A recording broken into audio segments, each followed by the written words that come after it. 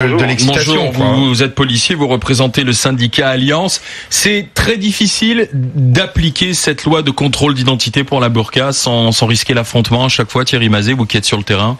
Ouais, il faut reconnaître que cette loi est très difficile à appliquer pour nos collègues, compte tenu d'ailleurs de sa sensibilité politico-religieuse. Nos collègues doivent faire preuve de discernement à chaque fois qu'ils interpellent une personne porteuse du voile, absolument. C'est quoi le discernement? C'était le cas à Argenteuil dernièrement, ça a été le cas jeudi soir à Trappes.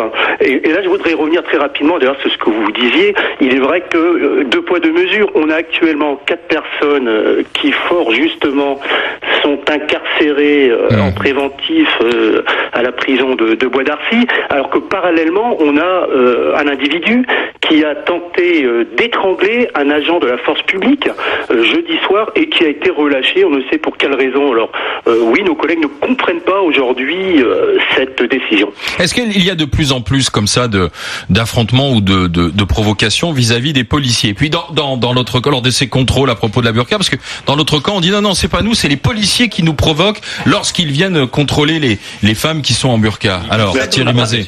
Absolument pas, on n'est pas là du tout pour commenter cette loi, on est là pour la faire appliquer. On est dans une république, cette loi a été votée, et bien nos collègues appliquent tout simplement la loi. Et jeudi soir, et ils ont constaté qu'une femme portait le voile, que son visage était recouvert, et bien ils ont décidé de son contrôle. Et puis ils tombent sur un individu déterminé. D'ailleurs, la femme aussi était déterminée dans un premier temps, puisqu'elle refuse le contrôle et insulte nos collègues. Et parallèlement, nous avons son concubin qui se jette sur nos collègues et essaie de l'étrangler. Oui, c'est difficile aujourd'hui pour nos collègues de faire appliquer cette loi, de faire leur travail. Et oui, il est vrai que nos collègues, au quotidien, sur l'ensemble de la région parisienne, sur la grande couronne parisienne, sur le 91, le 95, la Seine-et-Marne, le 78 jeudi soir, sont insultés souvent, très souvent, et caillassés, c'est vrai. Thierry Mazet, Sylvain Grandserre, je vais vous demander le mode de nomination des policiers en banlieue est-il pas aussi problématique? Alors, il s'agit pas du tout de mettre la lumière sur eux en leur reprochant quoi que ce soit, mais est-ce qu'il n'y a pas aussi un problème que moi je décrivais aussi dans l'éducation nationale, c'est-à-dire que finalement il y a une espèce de bizutage administratif qui fait que ce sont les enseignants ou les policiers les moins bien formés qui sont face aux populations parfois les plus difficiles à gérer?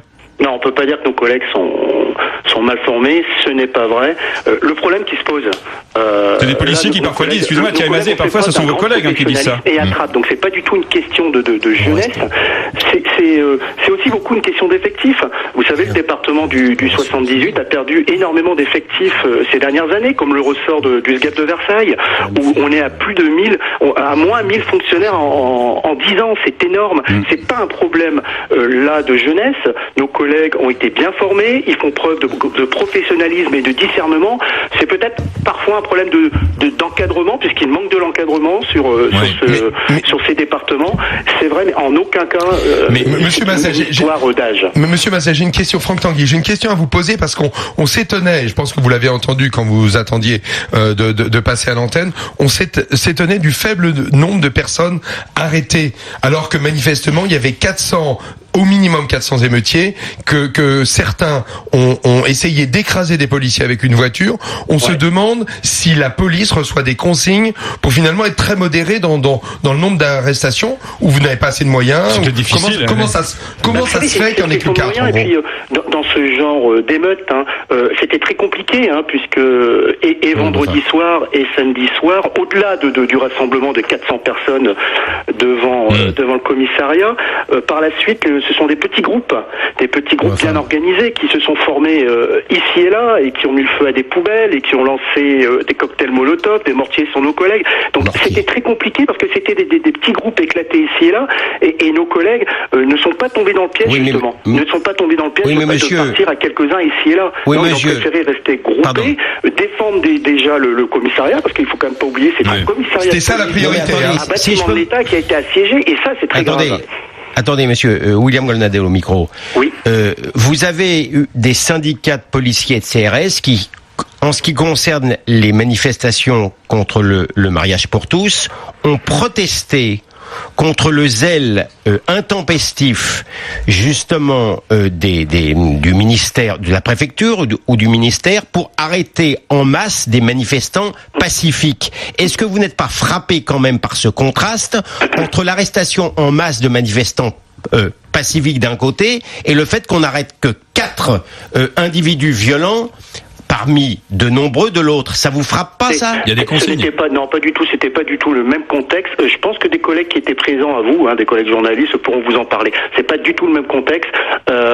C'était pas du tout la même situation. Là, on était dans c'était des actes de guérilla.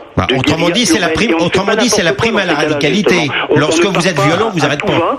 On doit rester en groupe. Et puis, faites confiance à la police nationale. Aujourd'hui, il y a quand même des caméras, il y a eu des films, des individus ont été repérés, sont bien connus, défavorablement de nos services, et faites confiance aux services de police, ils vont faire un gros travail d'investigation maintenant, de façon à tranquillement aller interpeller ces délinquants. Merci Monsieur Mazet, merci, bonne journée, merci.